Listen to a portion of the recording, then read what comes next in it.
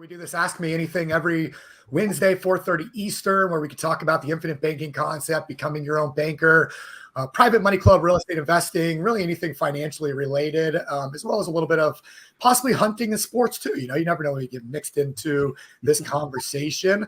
Well, I'll talk about something that's come up here recently on some of the policies or client calls we got coming in. Is they have existing policies, and they're not through us, by the way. And about happened 3 times in the last week where someone has a policy, it's with somebody else, and they're saying, "Hey, Brian, I have an infinite banking policy with XYZ, and I want to set up another one that's more IBC structured." So just kind of give you a heads up. What we typically do in that scenario, what I do at least, is I want to make sure that the existing policy is being optimized and utilized to the maximum efficiency first. So it's like before you go and buy another car, go buy something else. Make sure the one you have is optimized first. Make sure you understand how it works. Even if it's not through us, we'll still take a look at it and make sure that, hey, this is how it's structured, this is how it's built, so that you understand how it works. Because if we go and create a second policy and you still don't know how to drive the car, which is infinite banking, then the second one's not going to solve anything. So if you have existing policies and you have questions about them, feel free to call us, schedule a call with one of our mentors, and just make sure you understand what you already have first. So that's been something I've been focused on some of the last calls. I love that, Brian. I mean, that came up last night in the call where someone had 2 policies designed by somebody else. They didn't really understand how to use them. They have cash value in them. They're designed correctly. They're 60/40s, right? They're good for infinite banking, and they're looking to build an additional one for themselves and their daughter to take out loans to do upgrades and a fix and flip they're doing. And I was like, well, you can just pull policy money out of those 2. There's no reason to build one to pull out what you're trying to do. So that's where, like what Brian said, we're really here to help you solve the problems and really help you understand what you have. And that's what's different about what we do is we're giving you the teammates, we're giving you the support, we're helping you take out loans, pay back loans, teaching you how to bank, because it's really about being a banker and not becoming the bank. Yeah. It's the verb, it's the action. So awesome stuff. And then another one I'll share because it's something for people to, if you're talking to other people, be very aware of this. So this is a client, and I'll explain it to our team here, and you guys can see if you can understand what happened. So someone it's an IUL, okay? They said, "Oh, I've got an IUL." I'm like, "Okay, what's the premium?" Said, "Oh, 12,000 premium." "Okay, how much you put in so far?" "A couple thousand." "What's the cash value right now?" "Well, there is none." Like, okay, so what's the premium? Once again, they said 12,000. I said, "Okay, what's the max you can put in?" "Oh, 30,000. So if you hear that from some of the team members here, what would you interpret what they were told and what their mindset is, what they have? You want to take a guess? So I'm guessing they were told, "Hey, here at the 12,000, this is what you need to fund the policy with, and you have the option to fund it up to the 30,000, right?" But what they may have failed to explain is that if you fund it at the minimum instead of the maximum, the max funding that it was really designed for, it's not going to have cash value the first couple of years. I had a client one day that came. He was wanting a new policy. And he got started talking about the existing policy he had I think it was with us at Penn Mutual, and so that's a decent company for infinite banking. But he was only funding the minimum on that thing, and it had no cash value. So he was talking about quitting that one. I'm like, wait a minute, we designed that one. It was somebody else on the team, but within our organization. Hey, we designed that one for cash value. But if you're only funding it at the minimums, you're not going to have cash value to use. And so he had to go back and kind of start over and utilize the existing policy he had. That's exactly the issue. And so I told this guy, I said, and I'm not bashing anybody, but I said, you were sold 12,000 as a premium when it should have been 30. The way that we would have said that this is a $30,000 premium policy, you have the option if you need to reduce it down to 12, but you want to do 30 to make it infinite banking. He was told, "Oh, no, do 30 or do 12. You can do that. If you have a cash infusion, you can do the 30. He was sold essentially a high commission based policy, and that's what it was.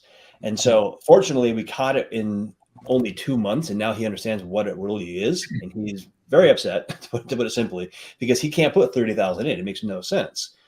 But he can do 12. And so now he's going to be structuring an IBC policy that starts at 12, but leaves the door open for more if he wants. But the 12,000 is going to have PUAs, cash value, base policy, and be a true infinite banking structured policy. So if you guys have questions about existing policies, just call up and ask.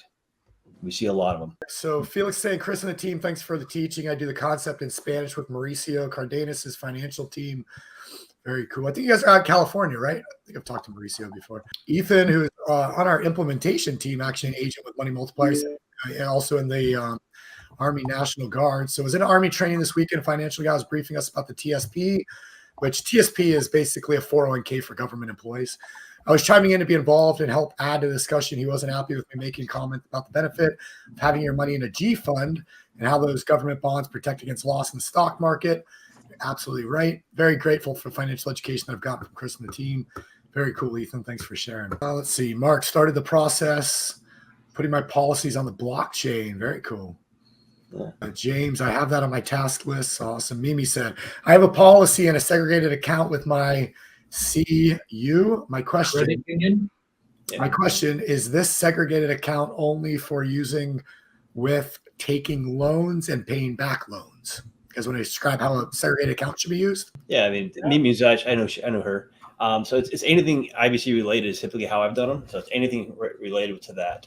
So policy payments, loans, loan paybacks, I just keep it all separate from personal stuff. It just makes it very nice, very simple. So that's how I do mine. And then if I'm doing something with the loan that captures additional interest, then I keep that in a separate as well, like a private lending entity.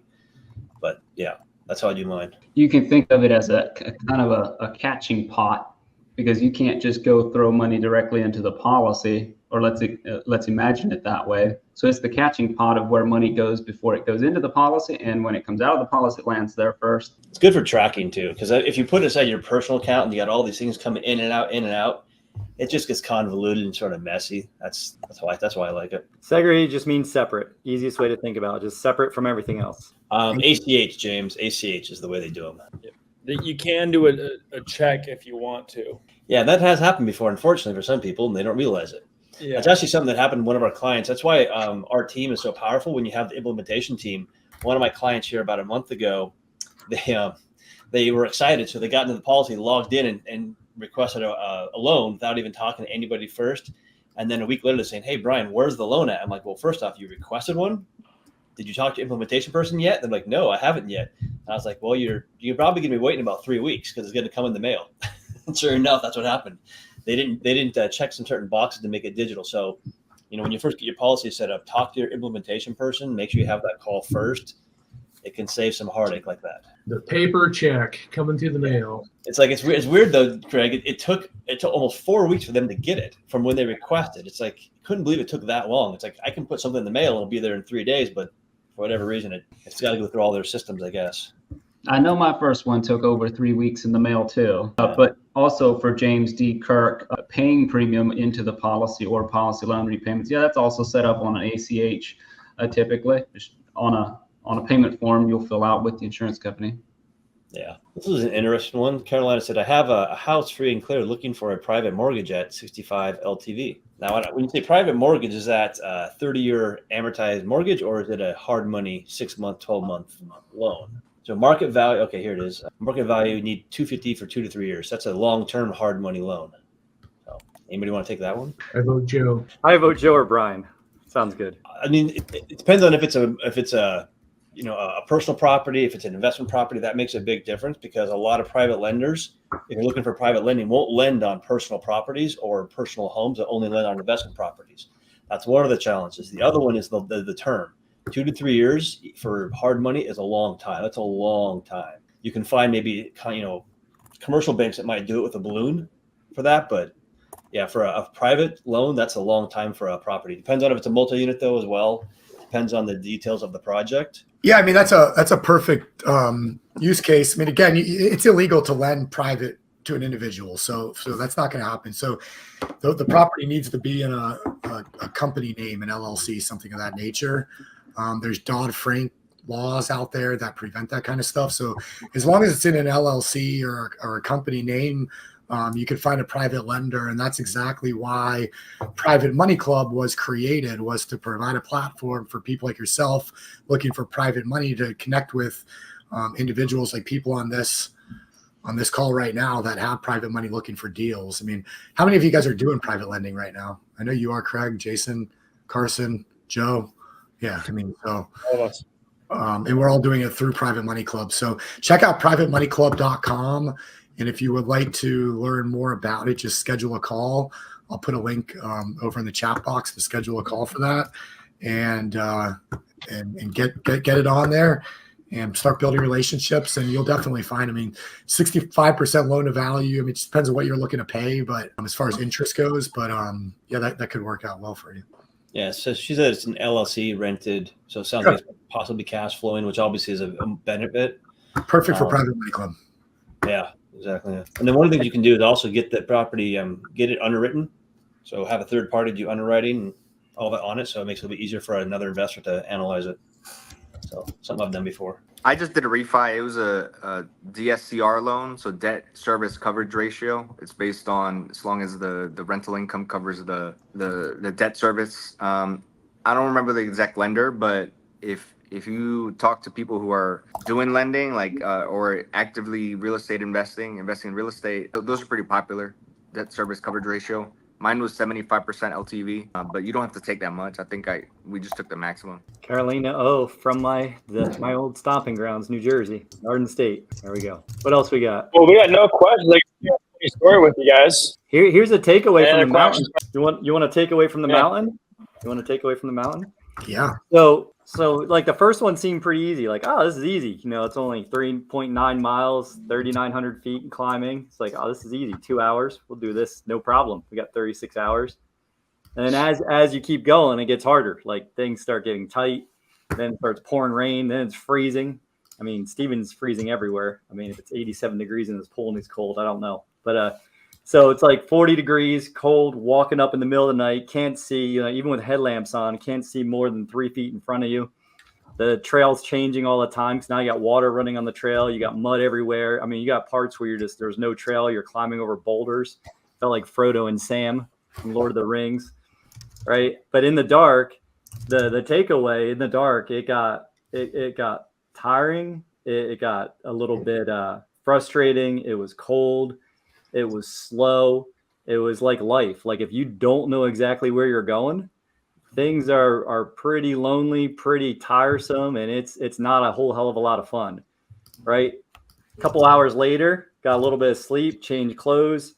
Now it's 5 a.m. You can kind of see your feet again. You know where you're going. It's like having clarity in life. It's like once you understand that you shift one thing, it changes everything. For infinite banking, pulling it back into this conversation, and you really have a direction of what you're trying to do, things get so much easier. You're not just fumbling around the dark, hoping something's going to work. It's like having clarity in whatever you want. That was one of my big mountain takeaways this weekend. So I love it. And you guys should all do this with me. You don't have to learn how to bike, swim, and run. You just got to be able to walk. So you get everybody up there on the mountain. That'd be a lot of fun. Are you doing another one? Oh, hell yeah. Yeah, definitely. I'll do it next year. I'm going to go back to Whistler. It really reminded me of New Jersey, like where I grew up in the Delaware Water Gap area. It's obviously a lot bigger than New Jersey. It was prettier in a lot of ways. It was snow-capped mountains you could see the day we could see, like the first couple hours before it just went foggy and rainy. It's really pretty up there. Yeah. So looking to purchase a new home, 2 salaries, 3 car loans, no mortgage. So what are some of the common things we do with infinite banking that we see in this sentence? Well, there's 3 car loans. You could potentially use your own banking system to pay off those car loans and recapture that interest that was going to the dealership or the bank, which then helps lower your debt, which might make your mortgage that you're applying for look even better. So anybody else have something they want to say on this one? Yeah. Here's something that came up a couple times this week already.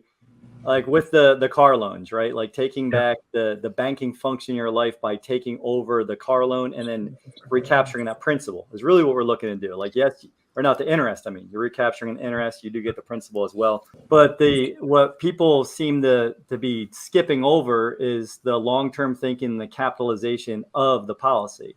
So like say your car loan is 35 grand.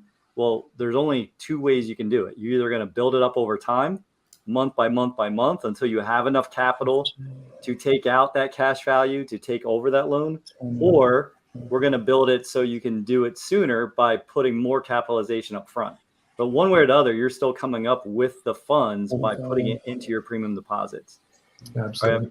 I've had a Yeah. couple people confused, like, how does this work? I have $60,000 in debt. Like, I want to take a loan out right away. How come I can't take a loan out faster when I'm putting 1,000 in, right? Like that's been some of the mentality I've been getting this week. One thing Rachel might not know or understand is that her new house can be purchased with a HELOC to do it with simple interest and not get stuck into a mortgage. So that's one thing that would save you a lot of money in the long run. Taking control of the HELOC. And that's a really good point, because if you look at a brand new mortgage, let's say your payment is $1,000 a month. So Joe, how much of that 1,000 is principal? Approximately 700, between six and 800 would be going to the interest. So you might have, out of that 1,000, you might have $200, maybe less, going to principal, where what Joe's talking about is a first lien HELOC, where it's simple interest. So all of your payments going to principal, which buys down the interest charge over time. And as you build up equity, what's really cool about the first lien HELOC, you might want to look into that, Rachel, is that once you get equity, you can pull that out, put it back in, pull it out. You don't have to, go apply for a second. You don't have to do a cash out refi. It's the ultimate in flexibility. So I see another question where she asked, how do we get started? And Stephen, I don't know, can you put the booking link up? And so really, Rachel, what it involves is just getting a call booked and having a strategy call with someone on our team. And what I would suggest is you come prepared with kind of mapping out those cars. Out of the 3 car loans, what are the balances, the interest rates, the payments, and then request what's called a debt blaster, and we'll help put a plan together for you. When she says no mortgage, I'm wondering if she has a house right now that she's selling and going to use the proceeds to purchase the new house. Because in that case, the first lien goes up to 90% LTV. You only have to put 10% down instead of 20%. And when you do that, then we can utilize the rest for a policy, take care of the auto loans, taking care of the house with the HELOC, creating a one-pot system, paying down the principal, and paying yourself first, taking control of all of your money and all of the situations in your life. So it looks like she may be on the rental side right now, looking to purchase a house. So starting at, kind of no house right now. So yeah, Rachel, let's just get a call scheduled and you can have a conversation with one of our mentors and kind of work through it. Hey, Joe. So Rachel is saying their realtor saying no, and I'm guessing she's saying that the realtor is saying you can't buy a house with a HELOC. What do you know about that? Wrong. Tell me more. It's not what you know, it's what you think you know that just isn't so. Thank you, Will Rogers. So yeah, so in the meantime, Rachel, what Joe's talking about is just maybe Google all-in-one loan first lien HELOC and do a little bit of reading about that. The thing is, most people that are in real estate, whether they're mortgage brokers or real estate agents, they don't even know about this product called an all-in-one. a lot of people are not aware of the products that are out there and available to them. So if it can't happen, I wonder how come maybe 50 to 100 people that I know have done it. Interesting. It says, I have an IUL policy. My father started for me when I was a child. Will I be able to convert that to a specially designed whole life policy? Maybe. Yeah, you definitely probably could. I'd be curious to actually look at what that IUL looks like, see an in-force illustration compared to when it originally started and see what it performed as. I'd be curious. So that's another good one, just to book a call and take a look at your IUL. We'll see what the surrender value is. We'll see what cash value is in there. And if it makes sense, then you can do what's called a 1035, which is an exchange over to a specially designed whole life policy. Get an in-force illustration. Did we not say that already? Just making sure.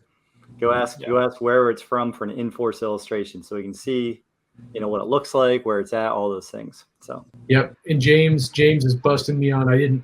I was getting a little lazy. So if we want to say the entire thing we typically say, and I added a little piece to it on the 3-day, but when we talk about the policies we create, what do we say? They are specially designed and engineered whole life for infinite banking. Well, don't forget about the dividend paying. So specially engineered, dividend-paying, whole life policies with a mutual company, and then I added on built by experts. I like it. I say I throw cash rich in there too. Especially engineered, cash rich, whole life from a dividend paying, mutually owned whole life company, designed, like Craig said, by experts. It's a mouthful, but it's all true. And supported by a professional team of implementation specialists. Wow. But who are the There you go. experts? Where would some go? Where would somebody go for this? I don't know, man. Oh, I do. Maybe the link can be thrown up. Yeah, Steven, Oh, do you yeah. have a booking link in there? All right. Justin said, Joe, the HELOC I got is normal and not like the 2 loans we were talking about the other day. So we're good to go. Just made an appointment with you today for next week. Awesome. Good homework. Thank you, Rachel. Smart Money Culture. Good name. That's neat. Nice logo too. It's always going up. Look at that. Yeah. Joe? Yes. Yes, she could get pre-approved for the HELOC, for the all-in-one or first lien HELOC.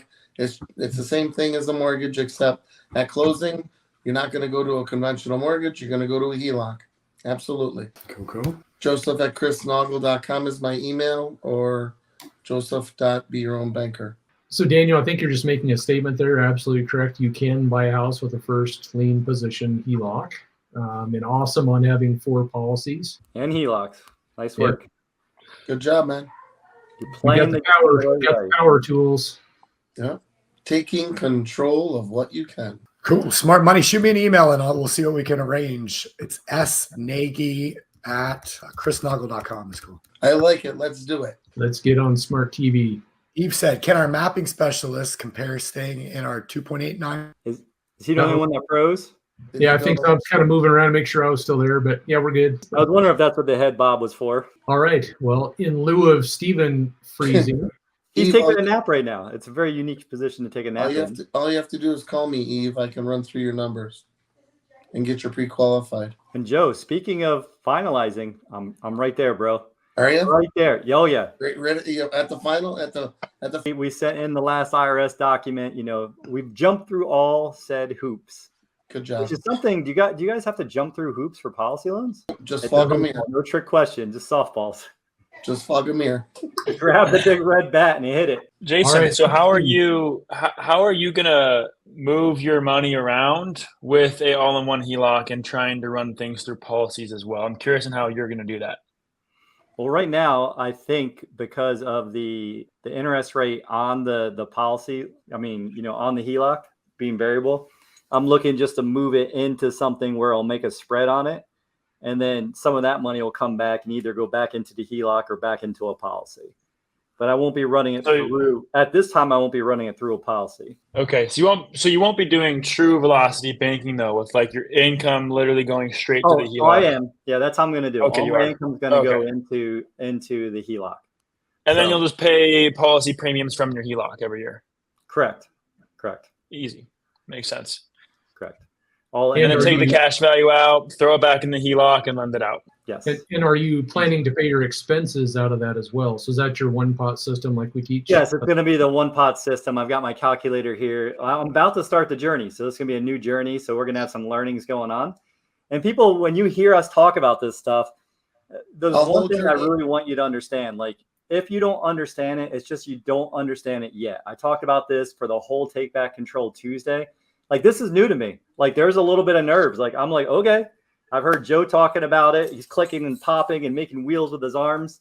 You know, he's walked me through this. I've been going through this application process for like 5 months, right? I have the calculator right here. So I've been putting in like what the income is this month, what it was last month, adjusting it, seeing how long it'll be till I can take out the, have access to the next 50,000 or next 80,000 or whatever the number is, freeing it up to make my money go make money like we're teaching you guys to do, right? Really implementing the process. But there's still things I don't know. Like, I have not used the all-in-one pot system yet.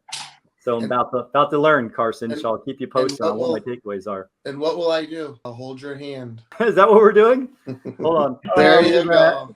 That's very nice. That's going to be a highlight right there. We should make that into a reel. So yeah, for those of you wanting to know, America hat, by the way, I know we were talking about in the meeting, but look at that thing. That's There you go, right? Straight from the 70s, man. It's nice. as well as his hot dog stand. But The one pot system, for those that are kind of tuning in, is like, what is this one pot system? Think of it this way: you have your home mortgage with a sweep checking account on it. All your income goes into that checking account, gets swept down to your mortgage to reduce that mortgage, and then you pay bills out of it. So what happens in most cases is you might get paid on the 1st and the 15th. Your money goes, your paychecks go into the first, the one pot system. It's buying down that interest. And then at the end of the month, you pay your bills. So you had that benefit of paying down that interest with that higher income, and then out comes your bills. And then what a lot of us do, will take it from a perspective of, let's say you got 100,000 of equity, and you have something like and understand to make more money with. Then you take that money and you make more money with it, and it can come back and pay itself down. And now you've freed that capital, you've freed that asset out there. But if you're going to take the money out of your HELOC, you might as well run it through the policy before you put it into the investment, so now you can make money twice. Yeah, I was just going to say there's lots of paths. So you can go like what Jason was talking, direct, and I'm doing a lot of that right now too, just going direct out of my HELOC, and then my HELOC pays my premiums and my policies when they're due, which I have one coming up next month, or actually in October. Or you run it through a policy, and then the policy to the investment, and then the investment pays the HELOC back. So there's different circles. It's infinite, I tell you. It's infinite. But Carson, what were you going to say? I was going to say, I've heard some solid rebuttals against first lien HELOCs lately, and I want to hear what your thoughts would be towards it. I was talking to someone, and they were thinking, well, so if it's a 30-year amortized loan you have, you're locking in a payment for 30 years, say it's whatever, $4,000 a month. That $4,000 a month today might be a decent chunk of your income, but in 30 years, that's going to be nothing for inflation.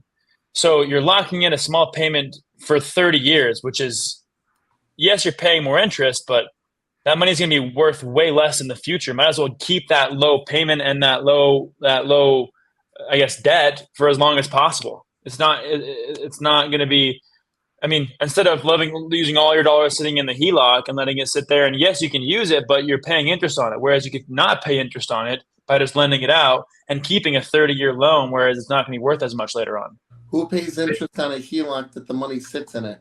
You don't pay money on an interest if you don't use it.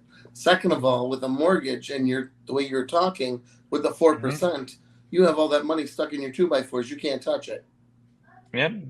So I bet I know who you were speaking with. You're speaking with someone who wrote a book that has Joe's favorite word in it, right? It was A-N-D, because I had the same conversation with the individual about this, and he's a chapter in his book, and I really appreciate that kind of feedback. Again, there's not a right or wrong answer. Just as long as you have a philosophy and you're going to practice it and you're going to take action and you're going to make it work, it'll work. Like, I see his point, but then you talk to Joe about it, you talk to Craig, who have both done it.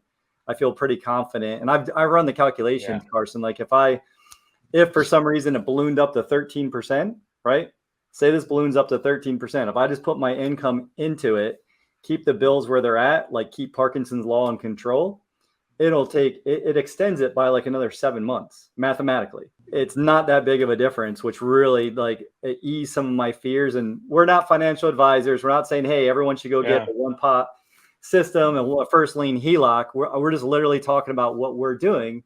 And that's what we do every week. We answer questions. We talk about how we're navigating our wealth building strategies and creating legacy. And here, at the end of the day, here's the thing to keep your focus on, because a lot of people shine the light over on, look at the interest rates. Look at the interest rates.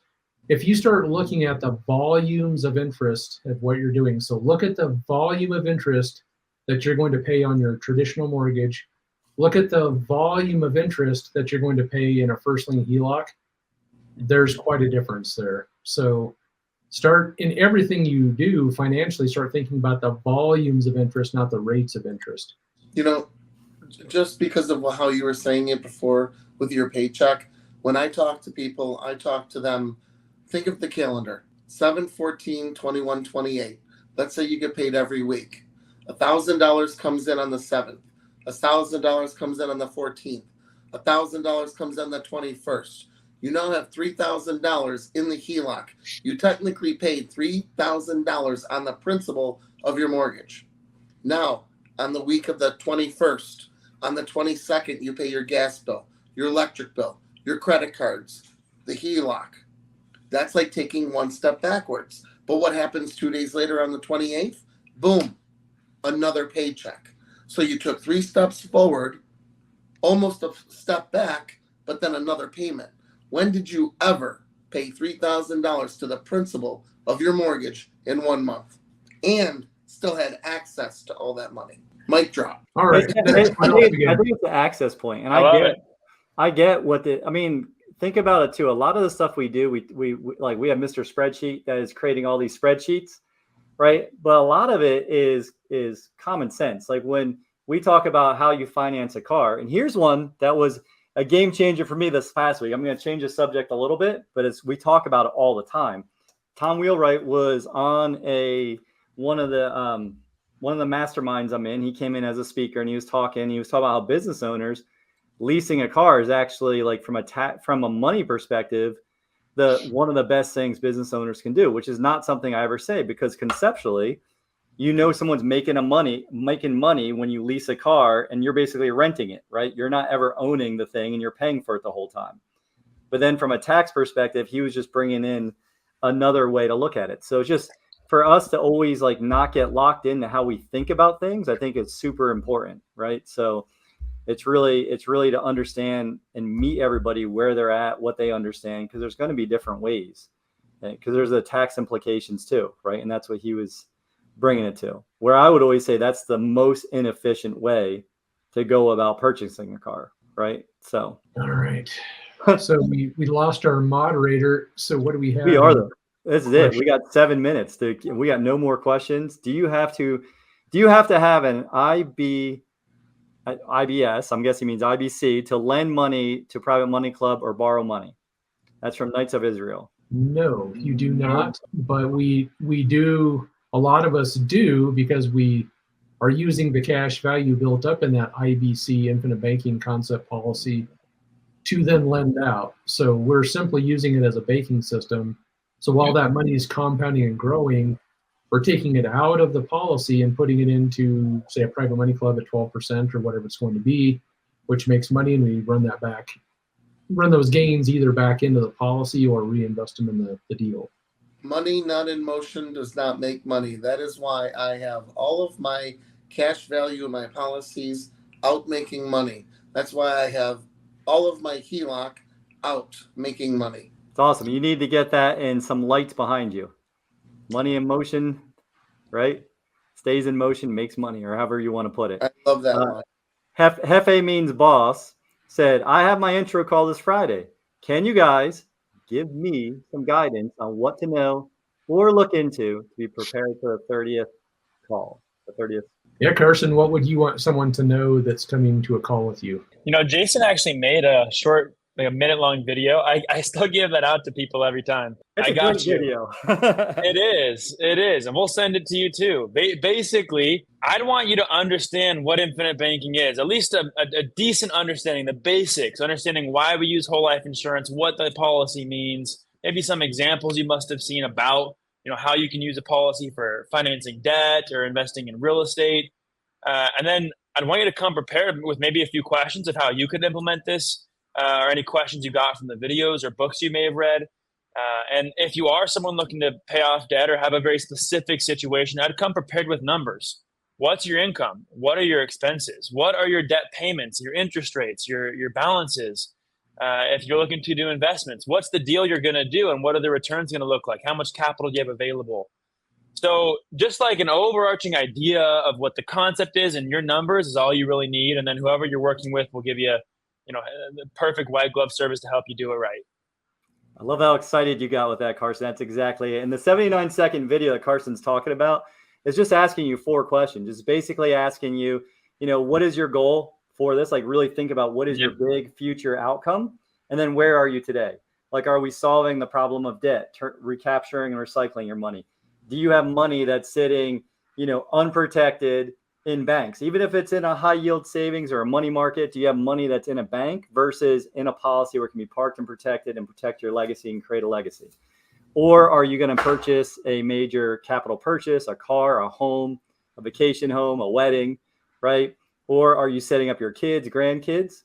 These are the 5 things we talk about the most. Or are we at the point where we're going out and putting our little green men to work, as Brent likes to say, or Terry likes to say, and making money with our money, making a spread like the banks do, right? So we want you to watch the 90-minute video. We want you to think about, like Carson said, where are you financially? How much are you paying yourself? How much are you saving? Do you have assets that are sitting someplace where you can access it? Whether it's in savings, a money market, sometimes a HELOC. Right now, I don't know if a HELOC going through a policy makes a lot of sense just because of the rates, but just kind of know where you are. If you really know where you're at financially, that's going to help us really help you take the next step forward. If there's any business owners out there, we also can help you structure business-based policies where you can use the cash value within your business for equipment financing, for purchasing trucks, whatever you need for your business. So whether it's personal or business, just kind of have some idea of what you're trying to accomplish, and we can put a plan together for you. Craig is our resident expert in COLI. We are all learning as we go with Craig on that journey. So there's a lot of different dynamic things you can do to keep that money moving inside your business. So great point, Craig. Brent, a little shout to Brent Burdick and Daniel Wolfell. Both looks like they're fans of HELOC one pot systems and have some knowledge there. And we got Knights of Israel wants to know if he can hear some personal experiences starting out in IBC. So what do you guys got? Rapid fire, round the horn. Mine's too long. As fast as you can do it. Give me 1 minute. Joe, just the Reader's Digest version. You're going to buy a car, you threw the money away. If you would have put it into policy, what's life look like? Not one, not two, but 3 Cadillacs. So I was with Chris. Here, I was hanging around Chris in the office and going to the pop-ups. 16 months, couldn't figure out a policy yet. My wife wanted a vehicle. I ended up buying 3 Cadillacs. I was at the dealership. I had the cashier's check because I was paying cash. Was holding it. He grabbed it. I was shaking. I understood. Had the aha moment. If I would have taken that 150, I could have run it through the policy, borrowed it out, paid for the cars, and still made money on my money. That was my aha moment. Cost me only $150,000. Well, for me, I started 15 plus years ago, and back then we didn't have the YouTube channels and all the streaming, and so how I found it was a seminar on college planning, and this guy was teaching me how I could pay for college and major purchases using my own banking system. Like, what in the world is this? But anyway, that's what I started doing 15 years ago, and I made the decision because I've been through the 2007, it was around that 2007 2008 housing bubble issue. And 401ks, I'm just like, there's got to be something better than this 401k system. I personally made the decision. I'm not giving any advice, but I made the personal decision. I'm not going to put another penny into that system. I'm going to do something else. And over time, it evolved from using the policy for major purchases to doing investing with it. So private lending and buying notes and whatever else it might be. So that's kind of where it's evolved. And for every dollar that Craig puts in, how much do you get to take out now? On my oldest policy, which has been sitting around for quite a while, and due to all the compounding of all this previous years, when I put $1 in, I'm getting over $6 back just due to the compound. Wow. Yay! How many of those do you want? As many as I can get. Yeah, I'll buy them off you. Not for sale. Well, everything I have is for sale, but yeah, just kidding. I know we're doing rapid fire, so I'll be quick with it. I was young when I got my first policy, but my family had policies on me since I was a kid, which is really cool. I'm a second-generation infinite banker, and so I knew of the concept growing up. Got my first policy when I started working at 19 years old. Like, I had a real job, and I was doing $250 a month. I just want to start something small, learn the process, and as I did it, I understood it more and more, and got multiple policies since then. And now I'm using them for real estate investing and private lending. That's amazing. That's amazing. And I'll give my real quick recap. So my first one, I recaptured $2,200 a month, right? I saved up for a while.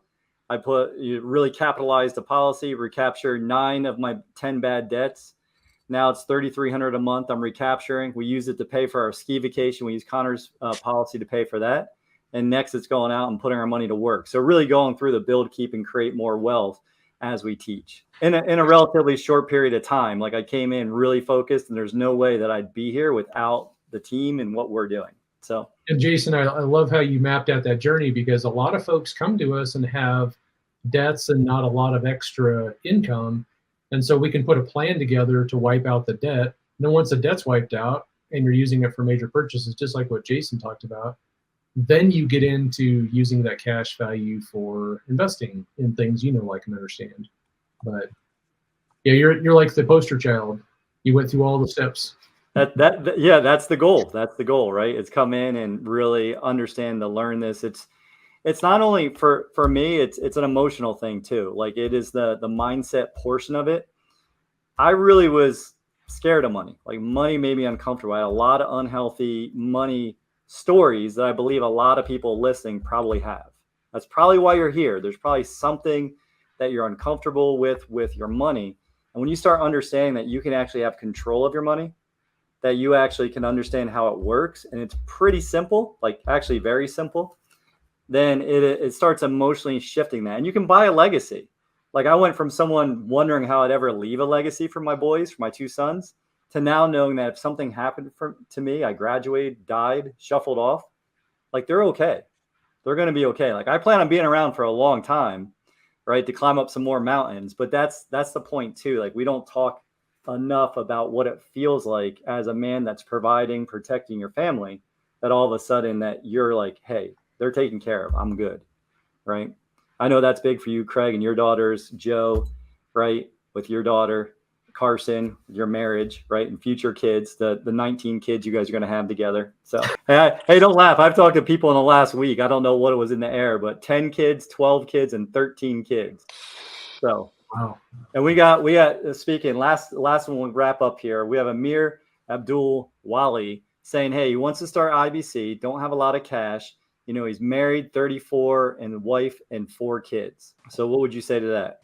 I mean, I think at that point, it's really getting a call scheduled to have that strategy call, just to see, are there ways we can move the pieces on the game board around a little bit? And you may find out that, well, if you shuffle this over here and you did this differently, you'd have enough to run through the policy and knock down some debts. But there's a lot of pieces there. We would need to just understand what your specific situation is. And that's kind of what the strategy call is all about. I usually tell everybody has the pieces. Now let's take the game board, flip it over, and let's play a different game. I like that. I actually really like that, Joe. I would say weigh in first, like we talked about early, like really understand, like, are you if you have credit card debt, are you paying the minimum or are you paying more? Like, where is there some financial leakage? That's what Craig was talking about. Yep. Like, are there places where we can redirect that money in the way that's going to protect you first, and then you're pulling out policy loans? Or it could be, hey, I need to go out and make a little bit more money. Like, the first job we all have to be in is having capital. Once we have capital, then we want to be in the job of banking. So again, you can book a call. We can see if there is financial leakage, but be your own banker and read that book. That's good. Well, the reason I bring this up is part of the challenge when people say, hey, you know, I'm just going to run in tight paycheck to paycheck. I don't really have a way to get out of this cycle. And Jason, you talk about interrupts all the time. We need to interrupt that pattern and realize that maybe something's got to change. Maybe you're spending more on luxuries than you need. I don't know your specific situation. I'm just talking generally. So sometimes we have some tough conversations with, if you're in a certain pattern in a certain spending cycle and you can't get out of that, something needs to change. And so that might be part of the discussion. All right. Well, we hit another. So he's read the book. Awesome. Awesome. Good job.